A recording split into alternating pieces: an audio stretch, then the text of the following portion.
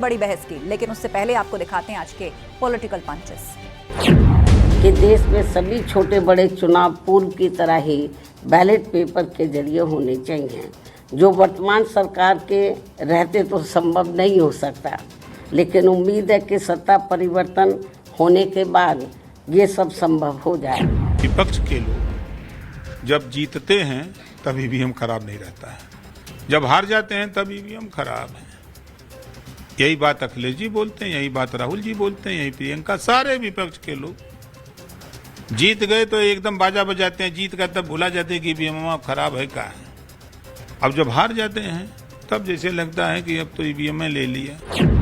छिपड़ी बातें कहकर अब ये अवसरवादी एवं स्वार्थी किस्म के संगठन एवं पार्टियां बीएसपी के लोगों को गुमराह करने में लगी। अब तो ये जातिवादी पार्टियां अपने राजनीतिक लाभ के लिए इन स्वार्थी व अवसरवादी संगठनों एवं पार्टियों को जिंदा रखने के लिए चुनाव में अपने वोट भी ट्रांसफर करा के इनके अब एक आधी एमपी व एमएलए भी जितवा कर भेज रही है। मायावती जी बैलेट पेपर से चुनाव चाहती हैं। बात तो वही हो गई कि हम अंतरिक्ष में गगनयान में जा रहे हैं और वो वापस लालटेन युग में ले जाने की बात कर रही हैं। चुनाव आयोग के द्वारा और तमाम विश्व के देशों के द्वारा ये कहा गया है कि भारत की चुनाव प्रक्रिया सर्वोत्तम है। राज्यों की भी सत्ताधारी और विपक्ष की भी अंबेडकर विरोधी जातिवादी पार्टियां किस्म किस्म के साम दाम दंड भेद आदि अनेकों हथकंडे इस्तेमाल करके बीएसपी को कमज़ोर करने में लगे हैं। वो अगर इस तरह की बात कह रही हैं बैलेट पेपर के चुनाव पे, क्योंकि हमारे नेता आदरणीय अखिलेश यादव जी ने सदन में कहा है कि हम इसी मशीन से चुन के जाएंगे और जैसे ही हम सत्ता में आएंगे इस मशीन को हटा देंगे। अपने हर इंटरेस्ट को भूल जाना पड़ता है, सिर्फ देश को ही सामने रखना पड़ता है और ऐसा ही हमने किया। और किसने ऐसा करने का अवसर मुझे दिया? मेरी पार्टी ने दिया। कभी अयोध्या में आने पर लाठी डंडे से तत्कालीन सरकारें लोगों को प्रताड़ित करती थी। आज अयोध्या आने पर लोग पुष्प से आने वाले श्रद्धालुओं का, अतिथियों का स्वागत करते हैं और नगर निगम भव्य आयोजन के माध्यम से, ये वाटर एटीएम के माध्यम से शुद्ध आरओ का पानी उन्हें पिलाने का काम कर रहा है। आज नई अयोध्या दुनिया को अतिथि देवो भव का एक नया परिचय भी दे रही है।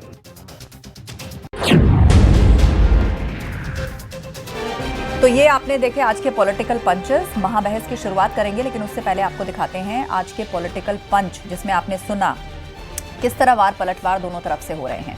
बहरहाल मायावती ईवीएम पर सवाल उठाती नजर आ रही हैं। उन्होंने धांधली का आरोप लगाया है और देश की सभी छोटे बड़े चुनाव बैलेट पेपर से हों, इस तरह की मांग की है। मायावती ने केंद्र सरकार पर निशाना साधते हुए कहा है कि ईवीएम में धांधली कर बसपा प्रत्याशियों को हराया जा रहा है। मौजूदा सरकार के रहते ईवीएम से चुनाव होना तो बंद नहीं होगा, लेकिन जब सरकार बदलेगी तो बैलेट पेपर से चुनाव होगा और तब बसपा के अच्छे दिन आएंगे। मायावती ने दलितों की राजनीति करने वाले संगठनों और पार्टियों को निशाने पर लिया। उन्होंने बिना नाम लिए चंद्रशेखर आजाद पर हमला बोला कि देश में अंबेडकरवादी पार्टी सिर्फ बसपा ही है। कुछ लोग अंबेडकर के नाम पर पार्टी और संगठन बनाकर बसपा को कमजोर कर रहे हैं। उनका बहुजन समाज से कोई लेना देना नहीं है। इसके अलावा मायावती ने सत्ताधारी दल और विपक्ष की पार्टियों पर गंभीर आरोप लगाए हैं। मायावती ने कहा है कि साम दाम दंड भेद जैसे परपंच करके दलित और पिछड़ों को बांटने की कोशिश हो रही है, बसपा को कमजोर करने की कोशिश की जा रही है। इसी पर हम डिबेट करेंगे और गेस्ट पैनल हमारे साथ जो ज्वाइन कर रहा है उनसे आपको मिलवा देते हैं। हमारे साथ राजेश चौधरी जी हैं, प्रवक्ता बीजेपी। हमारे साथ सचिन रावत जी हैं, प्रवक्ता कांग्रेस। सुशील गौतम जी जुड़ चुके हैं, बसपा समर्थक, थोड़ी देर में जुड़ेंगे हमारे साथ। कपिल श्रीवास्तव जी हमें ज्वाइन कर चुके हैं, समाजवादी पार्टी के प्रवक्ता, और रतिभान त्रिपाठी जी भी थोड़ी देर में ज्वाइन करेंगे। लेकिन उससे पहले महाबहस के सवालों पर नजर डाल लेते हैं। क्या बैलेट से आएंगे बसपा के अच्छे दिन? जिस तरह की बात बहन जी कर रही हैं, और वो ये कह रही हैं कि बसपा के अच्छे दिन तब आएंगे जब देश में हर छोटे बड़े चुनाव जो है वो बैलेट पेपर से होने शुरू होंगे। मायावती को क्यों है वोट ट्रांसफर की टेंशन? अभी तक जितने भी चुनाव हाल ही में हुए हैं, आप 2-3 चुनाव उठाकर देख लीजिए, चाहे लोकसभा के चुनाव, विधानसभा के चुनाव हैं, तो आखिर बसपा की हार का कारण क्या है और वोट ट्रांसफर की टेंशन मायावती को क्यों है? ईवीएम से जीतकर क्या ईवीएम को हटाएंगे? ये समाजवादी पार्टी तो कहती रही है, उसका तो कहना ही है कि हम ही सरकार बनाएंगे और सबसे पहले ईवीएम को हटाएंगे। और अब मायावती भी क्या उसी बात का समर्थन करती हुई या उसी बात की तरफ बढ़ती हुई नजर आती हैं? तो चलिए चर्चा की शुरुआत करते हैं, गेस्ट पैनल का रुख करते हैं। हमारे साथ बसपा समर्थक हैं सुशील गौतम जी, उन्हीं से सबसे पहले सवाल कर लेते हैं। सुशील जी, देश को पिछड़े युग में ले जाएंगे और उसके बाद आपके अच्छे दिन आएंगे। बूथ लूटे जाते थे, बूथ कैप्चरिंग होती थी, इसीलिए तो बैलेट पेपर हटा के ईवीएम आया।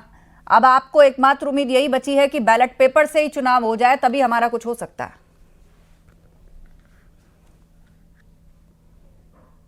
आपका क्वेश्चन मुझसे? जी जी, आप ही से है सुशील गौतम जी, आप ही की पार्टी की तरफ से कहा गया अच्छे दिन तब आएंगे जब बैलेट पेपर से चुनाव होगा। जी जी, देखिए, लोकतंत्र के अंदर जो जनता चाहती है वो सरकारों को करना चाहिए। और जब से बीजेपी सरकार, और ये देखिए, कांग्रेस और बीजेपी की सरकारें ही केंद्र की सत्ता में रही और इन दोनों पार्टियों ने ही ईवीएम मशीन का फायदा उठाया, अपने फायदे के लिए इस चीज को लाई। आज जिन देशों ने, जिन विदेशी देशों ने ईवीएम को इजाद किया था, आज वो भी इसके टेम्पर्ड के मामले में उन्होंने भी छानबीन करी और ये टेम्पर्ड हो सकती है, उनकी भी ऐसी रिपोर्ट आई। सुब्रमण्यम स्वामी ने, बीजेपी के सांसद ने और लालकृष्ण आडवाणी जी ने खुद संसद के अंदर ये बोला कि ईवीएम को बैन हो जाना चाहिए। लेकिन बीजेपी सत्ता में आती है तो इस मशीन को वापस नहीं लेती है। जब लोकतंत्र में बैलेट पेपर से चुनाव हो सकता है तो बीजेपी इस बात से क्यों डरती है कि बैलेट पेपर को ना लाया जाए और ईवीएम को ही चालू करा जाए? जबकि आज के परिप्रेक्ष्य में देखा जाए तो बैलेट पेपर बहुत सस्ता पड़ेगा। अच्छा। और देखिए, इस देश के लोग इतने एजुकेटेड नहीं है कि वो मशीन की वैल्यूता को समझे। सुप्रीम कोर्ट ने भी भले तो ही अभी इस तक क्या पर लोग कुछ भी वोट नहीं संज्ञान डाल लिया हो, रहे? सुशील जी, लेकिन एक मिनट, आप कह रहे हैं देश के लोग इतने शिक्षित नहीं हैं, तो क्या ईवीएम से वोट कौन डाल रहा है उनके बदले? अपना वोट तो देना सीख ही गए ना। और आपने भी जब सरकार बनाई है, ईवीएम के दौर में आप लोगों ने भी सरकार बनवाई है। आज आप उसी ईवीएम पर सवाल उठा रहे हैं और कह रहे हैं कि भाई बैलेट पेपर से चुनाव होगा तभी अच्छा दिन आएगा। भाजपा और कांग्रेस दोनों ईवीएम से चुनाव जीतते आए हैं। बिल्कुल जाहिर सी बात है, जब से ईवीएम आई है और ऐसी हजारों घटनाएं हैं। नहीं, आप ये मुझे बताइए, एक सेकंड, आप ये मुझे बताइए कि आपकी सरकार ईवीएम से नहीं बनी? देखिए, हम तो जब सरकार बनी थी तब भी ईवीएम के खिलाफ भी थे। कहा एक स्टेटमेंट नहीं आया आपका, तब ये देश में कोई चर्चा का विषय नहीं था। वो तो भाजपा की इतनी ताबड़तोड़ जीत होने लगी कि लोगों को समझ नहीं आया, तो इसलिए फिर ईवीएम पर ही ध्यान दिया लोगों का कि इसी में तो कोई गड़बड़ी नहीं है। हमारी सत्ता बनी तब केंद्र में कांग्रेस की सरकार थी, तो और जब आपका तो हमारी चुनाव सत्ता ईवीएम से गई, हुआ ना। कैसे तर्क गढ़ रहे हैं आप? खुद ही कंफ्यूज है। सुशील जी, ईवीएम से ही चुनाव जीत के आपकी पार्टी ने यूपी में सरकार बनाई थी ना, बहन जी मुख्यमंत्री बनी थी। नहीं, हमारी डिमांड कब से है? आज से 15 साल 20 साल पहले से डिमांड। अरे मैम, आप देख लीजिए ना, हमने, चाहे हमारी सीटें आ रही हो चाहे ना आ रही हो, लेकिन हमने ईवीएम का विरोध हमेशा किया है।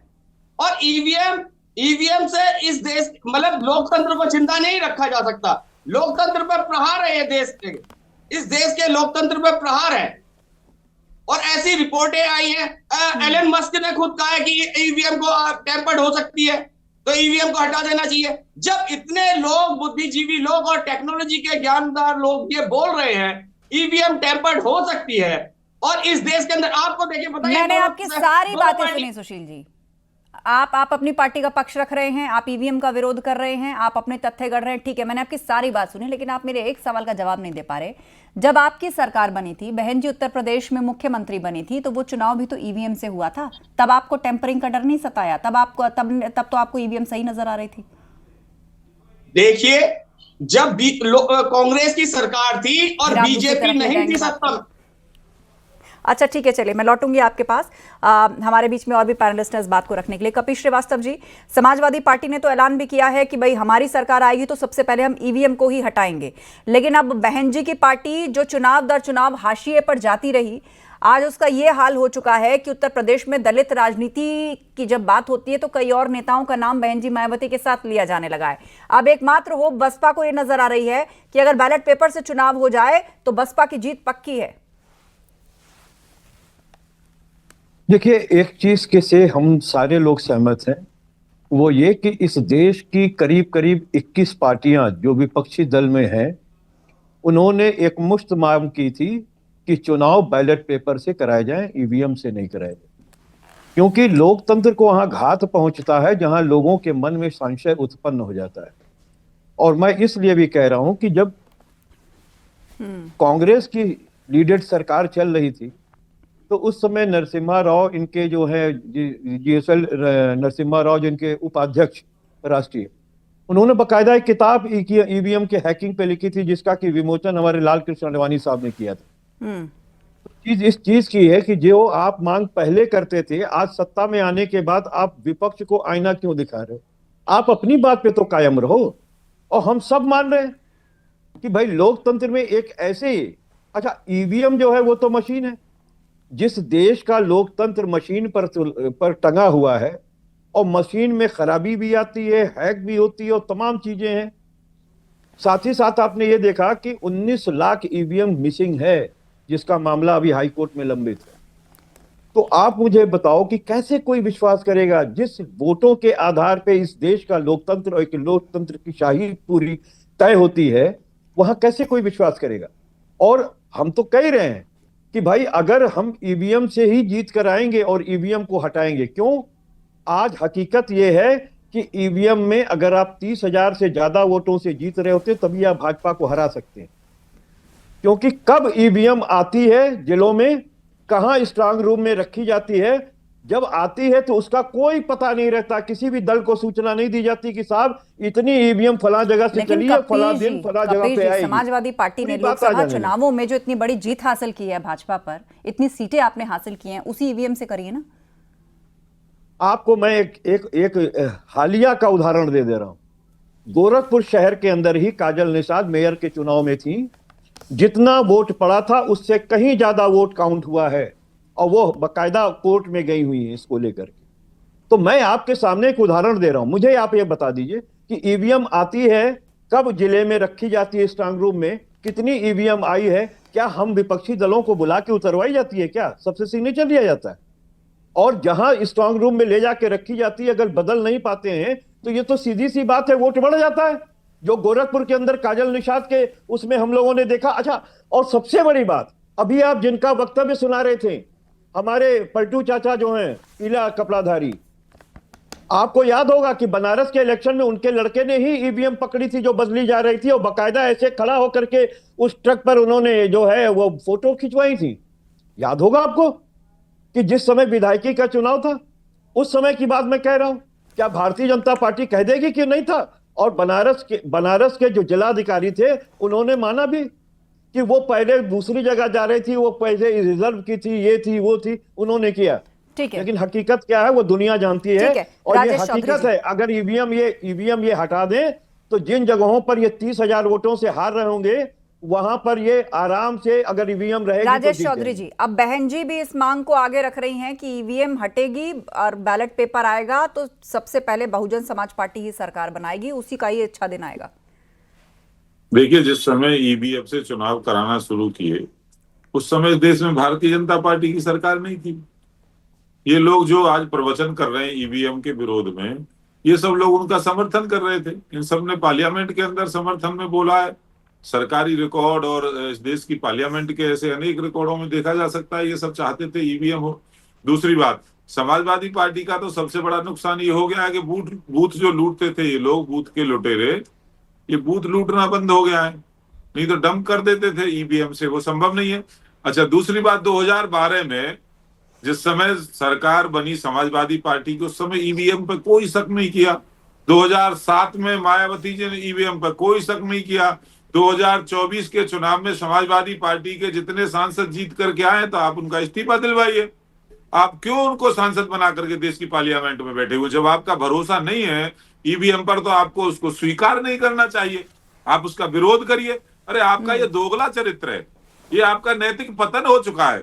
जहां हार जाएंगे वहां ईवीएम खराब, जहां जीत जाएंगे वहां ईवीएम ठीक। है, ये प्रश्न मैं सबसे पूछ रही हूँ। बोले कपीश जी, कर्नाटक की ईवीएम ठीक है जहां कांग्रेस की सरकार बन गई। पिछले चुनाव में राजस्थान के बोले अंदर कपीश कांग्रेस की सरकार बन गई थी, आपकी बात आ गई राजेश भाई आपकी बात आ गई। देखिए राजेश भाई, आपने हमारे एक भी प्रश्न का जवाब नहीं दिया कि जिस समय आप विरोध करते थे और बकायदा विमोचन किया आडवाणी में, तब आप सही थे या अब आप सही करते थे मित्र? अरे भाई मैं बिल्कुल नहीं समर्थन, हमारी पार्टी कभी नहीं समर्थन की है। एक स्टेटमेंट आप नहीं दिखा पाएंगे, झूठ ना बोलिए। एक भी नहीं, हम लोग बिल्कुल साथ नहीं थे। यादव जी ने पार्लियामेंट का विरोध हमने उस समय भी किया है। गलत बात ऑन रिकॉर्ड दिखा दीजिए ना। झूठ नहीं, झूठा पार्टी के आप मेंबर हैं, इसलिए आप झूठ बोल रहे हैं। चुनौती के साथ आप झूठ बोल रहे हैं। आप चुनौती मत दीजिए, दिखा दीजिए। सब लोगों ने बोला, आप चुनौती मत दीजिए, आप दिखा दीजिए। अच्छा ठीक है, आप दोनों रुकिए। हमारे बीच में कांग्रेस पार्टी के प्रवक्ता भी हैं, उनकी बात अभी तक नहीं आ पाई। ठीक है, राजेश जी, कपिल जी, आप दोनों रुकिए। सचिन रावत जी, अब देखिए बसपा की तरफ से ये बात उठी है और ये आरोप भी लगा है कि केंद्र में या तो भाजपा की सरकार रही है, कांग्रेस की सरकार रही है, कभी आप लोगों ने ईवीएम पर उंगली नहीं उठाई। आज हालांकि आप लोग खुद मांग कर रहे हैं, आप खुद ईवीएम पे सवाल खड़ा कर रहे हैं।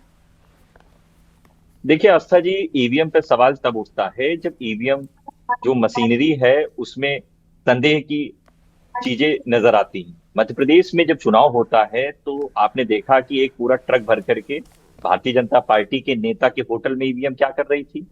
सेम गुजरात में भी इस तरह की चीजें होती हैं। और मैं एक बात बताना चाहूंगा कि जब महाराष्ट्र का चुनाव होता है, महाराष्ट्र में चुनाव के एक जगह पे 20 लाख 15 से 20 लाख वोट कैसे एकदम से बढ़ जाते हैं, वो कहां से आते हैं। और लगातार कहीं ना कहीं जो ये मशीनरी का जो हैकिंग का मामला, अब इसमें एक प्रोसेस के तहत कैसे हो सकता है, क्या हो सकता है, ये तो बात का विषय है। लेकिन आज की डेट में अगर हम लोग ग्राउंड पे जनता के सामने बात करने जाते हैं तो उनका यही कहना है कि हमें ईवीएम पे भरोसा नहीं, हमें भरोसा है बैलेट बॉक्स पे। क्योंकि 2000 से लेकर के 5000 का जो रेशियो है, अगर वहां पे कोई कैंडिडेट विधानसभा का हो या लोकसभा का चुनाव होता है तो कहीं ना कहीं सरकार के द्वारा, चुनाव आयोग के द्वारा जो मैनेजमेंट का खेल होता है उसको कैसे जिताया जाए, कैसे चुनाव हराया जाए, कैसे नई ईवीएम निकाल दी जाती है, संदेह तो तब नजर आता है। आपने देखा होगा कि लोकसभा के चुनाव में हम सब लोग ईवीएम को सुरक्षा कर रहे थे, विधानसभा के चुनाव में भी हम लोग सुरक्षा कर रहे थे, जिस तरह से पुलिस लाठीचार्ज करने का काम कर रही थी।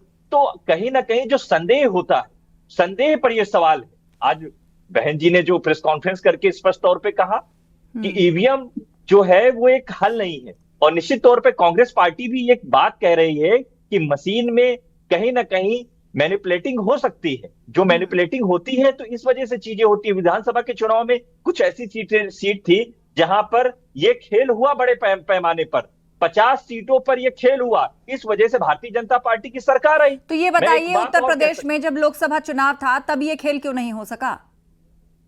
देखिए क्या है कि जब रेशियो ज्यादा होता है, आस्था जी, जब रेशियो ज्यादा होता है तो खेल नहीं होता है। बिल्कुल, जब रेशियो 50,000 से ज्यादा होता तो ये लोग खेल नहीं कर पाते हैं। जब ये 2 से 5,000 10,000 के अंदर का होता है तो कहीं ना कहीं मैनेजमेंट होता है। इस वजह से जनता को भी भरोसा अब ईवीएम पे नहीं रहा है। जनता भी कह रही है आप लोग जनता के नाम क्यों लगा रहे हैं? जनता की तरफ से तो कहीं कोई मांग नहीं है। इतने चुनाव बीत गए, कहीं इतना हम लोग जनता के बीच में जाते हैं, कभी किसी ने नहीं कहा ईवीएम बदल दो, ये बदल दो। हाँ, लोग ये जरूर कहानियां सुनाते हैं कि कैसे बूथ कैप्चर कर दिए जाते थे, लोगों को कह दिया जाता था कि भाग जाओ यहाँ से, डल गए तुम्हारे वोट। बंदूकधारी बैलेट बॉक्स घेर घेर कर बैठा करते थे। अभी भी ये है, अभी भी ये देखा नहीं आपने उपचुनाव में किस तरह से बंदूक राजेश चौधरी जी लोग पर एक समाज को डराया जा रहा था, धमकाया जा रहा था। निर्वाचन आयोग ने जो एक संवैधानिक संस्था है, उसने बहुत बड़ा विज्ञापन अखबारों में निकाला, टीवी चैनल्स पे दिया और चुनौती दी देश के सभी उन लोगों को जो ईवीएम को हैक करने की बात कर रहे थे। बड़े बड़े विज्ञापन अखबारों में छपे और कहा कि आप आइए, हम आमंत्रित कर रहे हैं आकर के किसी भी एक ईवीएम को हैक करके दिखाइए। और कोर्ट में भी इस लेवल तक बहस पहुंची थी और बाकायदा इनवाइट किया गया था कि आइए आप प्रूव करिए कैसे हैक होता है, उसको दिखाइए हैक करके। पर कोई विपक्षी पार्टी नहीं पहुंची थी। सुप्रीम कोर्ट गया, सुप्रीम कोर्ट कोई टेक्नोक्रेट नहीं पहुंचा कि देखिए ये हैक इसका जवाब हम दे दे रहे हैं। आप करिए, करके दिखाइए। इसका जवाब हम दे दे रहे हैं। इन्होंने है, कहा बोलिए कि कपिल जी। मशीन को इन्होंने कहा हम मशीन ना खोलने देंगे ना आपको छूने देंगे। आप बताइए कि कैसे हैक हो सकता है? अरे आप हमें निर्वाचन बताइए। आयोग ने चुनौती दी, आप करिए जाकर आप के हमें कपिल बताइए। भाई। और दूसरी, आप करके निर्वाचन दिखाइए आयोग ना। क्या है? आपके क्यों नहीं अंडर में करते? काम करने वाले लोग केवल हैं आकर के जो कि टीवी पे मोदी बैठ के करके, सेना के बात ड्रेस करने में का खड़े काम होकर करेंगे, के और जनता को कहने भ्रम पे पैदा करने कि का क्या काम आप करेंगे, झूठ शहीदों बोलने के का नाम काम पर करेंगे। एक वोट ले सकते हैं? आप क्यों इस नहीं है? निर्वाचन आयोग ने मोदी पे कार्रवाई नहीं अच्छा, तो की। कर्नाटक की ईवीएम ठीक मोदी थी, पे कार्रवाई नहीं की। तमिलनाडु की चरण ईवीएम ठीक चुंबक थी, में चरण चुंबक हो तेलंगाना गया की है। ईवीएम ठीक थी, इस समय यहाँ सारे की ईवीएम संवैधानिक खराब है। संस्थाओं पे ठीक आपका है। कब्जा वाह, है। हम सारे तेलंगाना में सरकार संवैधानिक नहीं बना संस्थाओं सकते पे थे। आपका कब्जा हो हम चुका है। तमिलनाडु में सरकार नहीं आप बना मुझे सकते बताओ थे। कि हम जब कर्नाटक में प्रधानमंत्री सरकार नहीं बना शहादत सकते के थे, नाम वहाँ पर की वोट ईवीएम पर नहीं मांगते हम कब्जा हैं कर सकते तो थे। अभी आखिर चुनावी चुनाव आंकड़ों आयोग का क्या क्यों रुख सो हो रहा रहा है? है? आप केवल झूठ क्यों सो बोलने रहा का था? काम अच्छा, करते हो। आप दोनों शांत हो आप जाइए। केवल फरेब हमें करने रतिभान का त्रिपाठी जी ज्वाइन कर चुके हैं, वरिष्ठ पत्रकार। कहाँ गायब करके रखे हो? उनका आप ये उनका बताओ। कमेंट भी बहुत आपकी महत्वपूर्ण है। स्वीकार्यता नहीं है कपिल जी, समाज राजेश के जी, आप दोनों रुक जाइए क्योंकि कुछ सवाल मेरे 19 सतीश लाख गौतम जी से भी ईवीएम कहाँ हैं, चुरा लेकिन के उससे रखे पहले हैं, ये रतिभान त्रिपाठी बताइए। जी। बहन जी, मायावती का ये कहना कि भाई बैलेट पेपर से चुनाव कराने पर हमारे अच्छे दिन आ जाएंगे, ये क्या दिखाता है? क्या ये बसपा की हताशा को दिखाता है? अब दलित राजनीति में चंद्रशेखर रावण का भी नाम लिया जाता है, उनकी पार्टी भी पश्चिमी यूपी में अच्छी तरह से नोटिस हुई है। आस्था जी, चुनाव में सबसे आप बड़ी देखा बात जाए ये है कि जो लोग दलितों की और बैकवर्डों की राजनीति कर रहे हैं, उन्हें फॉरवर्ड क्लास में लाने की कोशिश कर रहे हैं, उन्हें आगे बढ़ाने की कोशिश कर रहे हैं, उनकी वो ऐसे वो सोच कैसे वो बैकवर्ड दलित की होती जा रही है? क्या उनको पीछे खींचना चाहते हैं ऐसा करके? जिस समय से चुनाव बैलेट पेपर से होने लगा था, बहन जी की कई बार पार्टी पावर में आई, तो क्या वो गलत था? वो जो बैलेट से मशीन से चुनाव हुए, वीर से चुनाव हुए, तो क्या वो बहन जी गलत तरीके से जीत गई थी? मैंने भी यही सवाल पूछा, लेकिन इस सवाल के जवाब, इसका एक्चुअली किसी के पास जवाब है ही नहीं। ना इसका जवाब बसपा के पास है, ना एसपी के पास है, ना कांग्रेस मैं के यही पास कहना चाह रहा हूं सबकी सरकारें बनी है, उसी ईवीएम से बनी है। जवाब नहीं है। हम तो जवाब देने के लिए गलत तैयार हैं। सोच है। आप अपने दीजिए वोट जवाब। बैंक को मजबूत करें। वो दलित और वो बैकवर्ड जागरूक हो रहे हैं, वो इनकी राजनीति को समझ रहे हैं, वो जानते हैं कि ये कोई ना कोई बहाना ढूंढ रहे हैं, कोई ना कोई तो हार के लिए कोई ना कोई बहाना ढूंढ रहे कि हार गए तो हमको ईवीएम ने छल कर लिया, अगर जीत गए तो हम अपनी ताकत से जीत गए। तो ये क्या है? ये कुल मिलाकर के अपनी अपनी हार को, अपने अपनी सांगठनिक क्षमता को छिपाने की कोशिश उसमें इनका एक मूल कारण है।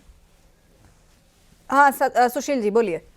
आप ये बताइए, जब चुनाव होते हैं, आपकी पार्टी, आपका संगठन कितने शीर्ष नेता या जनता के बीच में जाते हैं, डोर टू डोर जाते हैं? कितना वक्त हो गया? क्या बहन जी सिर्फ आती हैं, प्रेस कॉन्फ्रेंस के माध्यम से अपनी बात रखकर चली जाती हैं? क्या आपको लग रहा है कि इस देश में जिस पार्टी की सरकार चल रही है, उसका शीर्ष नेतृत्व जब गलियों गलियों सड़कों पर पसीना बहाता घूमता हुआ दिखाई देता है, माहौल चाहे जितना हिंसक हो जाए, फिर भी वो नेता मैदान में डटे हुए दिखाई देते हैं? आप किसी भी पार्टी को उठाकर देख लीजिए, आप समाजवादी पार्टी को देखिए, आप कांग्रेस को भी देख लीजिए, लेकिन बसपा कहां है?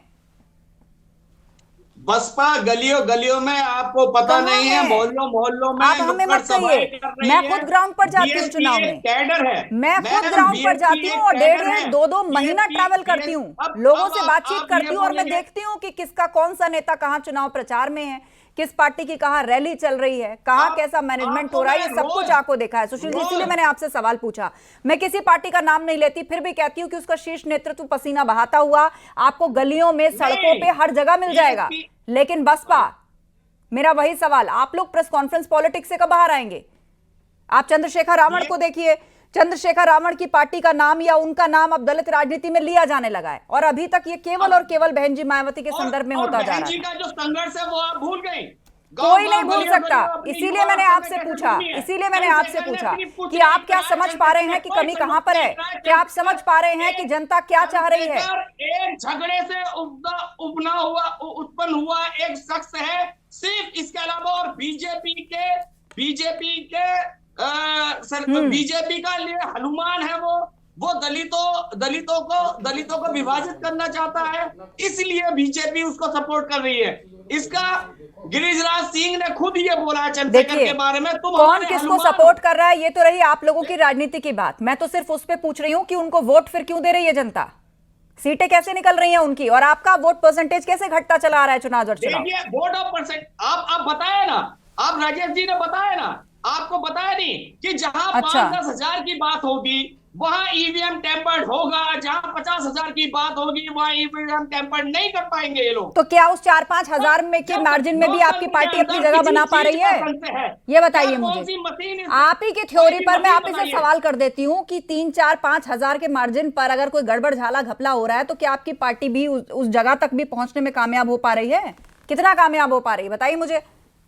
नहीं, आप हमारी पॉलिटिक्स में अब ये पहली बात बताइए आप, जब हमें संशय है, लोकतंत्र में बहुत सी पार्टियों को संशय है, राहुल गांधी का भी ईवीएम पर बयान है, सबका बयान है इस पे, अखिलेश यादव जी भी कल तक ये बोल रहे थे कि ईवीएम हटानी चाहिए, लेकिन आज अब कुछ सीटें आ गई, लेकिन सत्ता से मोदी जी को या बीजेपी को, समाजवादी भारत। Rajesh ji last comment.